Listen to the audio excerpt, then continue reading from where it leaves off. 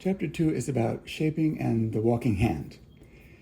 It's an all-important concept that we use to get the arm more generally behind the finger that's playing. Obviously, we can't play the piano by rotating this way up and down the keys. Remember rotation, which by now we've all mastered. Yes, we've all mastered rotation, moving from one note to the next. We have learned that this is how we transfer the weight from one finger to the next. And we remember that sensation of standing on that note or being complete on that note before going on to the next. By the way, that may take a few weeks to work it in very slowly and carefully.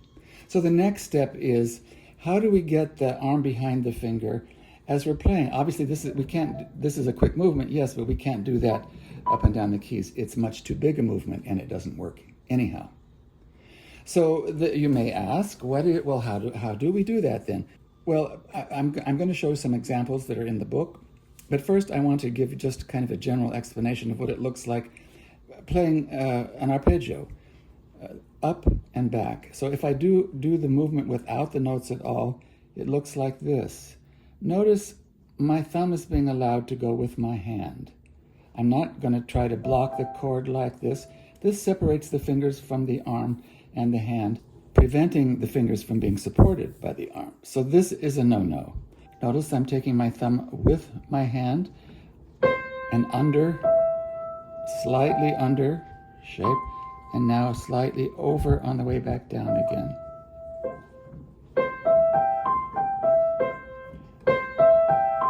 Now, you can see that my wrist is moving slightly, but I'm not initiating the movement from my wrist. I'm allowing it to be flexible, as opposed to this. All right, so here's example 2-1 on page 12 in the text. This is from Mozart K333. And it is a problem for many pianists who don't understand about taking their thumb along with their hand. Notice the direction of the notes and where they change direction. This will help with your shaping. The first interval is a slight over. It's a very small interval, so it's not much, but it is moving down, so it's an over shape. Now, immediately from this thumb, I'm going to feel a little bit of under and a walking hand open, and now I've taken my thumb with me. I'm not going to feel this. Notice how now my arm is behind the fifth finger.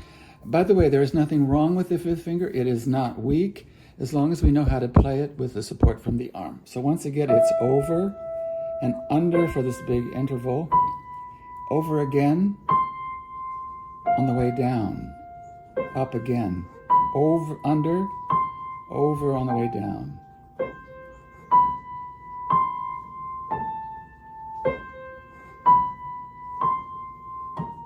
So the main thing to remember is it's not this. You might argue, well, look, I have to play the thumb again. Why not just keep it there? Believe it or not, and I ask you to trust me on this for now, that it's actually more efficient to move than it is to stretch. This is quite easy, and I can get the articulation that I want. We have another similar example. Again, in measure 4, notice the change of direction. It looks like this. A little bit of under. I mean, it's just a short distance, half step, and now over on the way down. From here, I move under, back down again, under, over,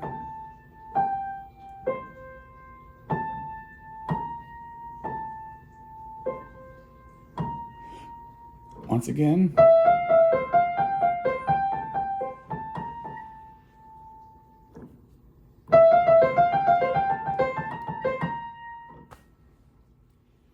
And now we have this rather difficult example. I'm almost sorry I put it in there. Not everybody plays this, the first Chopin etude. In fact, Horowitz, the great pianist of the middle of the 20th century, who is an amazing technique, he wouldn't play it in public. I'm sure he could play it, though. Practice this passage landing silently on the thumb and clicking immediately into the new position on the second finger.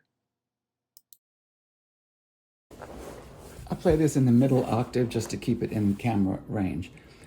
We have this very wide interval of a tenth, which obviously we can't keep under our hand. So the undershape is on the way up, slightly over to play the thumb on the C again, and then the same thing on the way up again. So it's... Now, I would like to also add a development that's come along in some of my colleagues who teach in this way. They've changed this so that this is more over, and then back to the over, so it's higher here. You're still taking your thumb with you. I tell you, I don't quite like it. I much prefer, I mean, it does make a certain amount of sense, but I don't like the fact that the second finger is so close to the back keys. I prefer a little bit of under. Notice in the descent we have an over shape, but when we get to the thumb, I think more of a slight in so that I can come out again for 5. I feel thumb 5. Notice how when I land on 5, my fourth finger is already landing where I need to be next. And that's a good way to practice it. Something else to point out is there's a turnaround, which feels quite nice, under all the way to here. And now it's over to get to accommodate the fourth finger on the way down, in, a little out, in, out. There you have it.